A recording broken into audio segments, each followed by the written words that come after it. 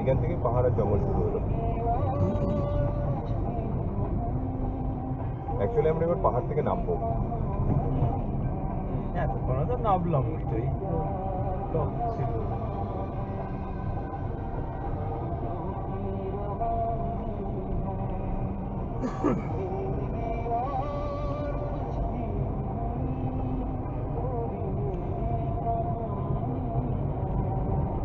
কালকে ব্যাগ তো ওই একই রাস্তায় নাকি? না, ব্যাকের রাস্তা লাগাবে। কোথা দিয়ে? ওই তো জনবন্ধু পাঞ্চেত মাইথন যাবে বলছে। তাহলে একদম আসানসোল থেকে NH1 ধরে বেরিয়ে যাবো, বা AS45। আমি জানি না কত। তো হওয়া মুশকিল।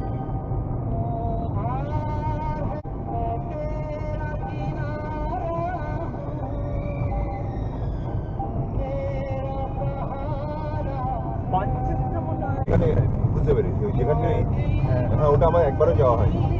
ওখানটা দুবারই ওই বাঁধের ওপর দিয়ে বেরিয়ে গেছি। মানে গাড়ি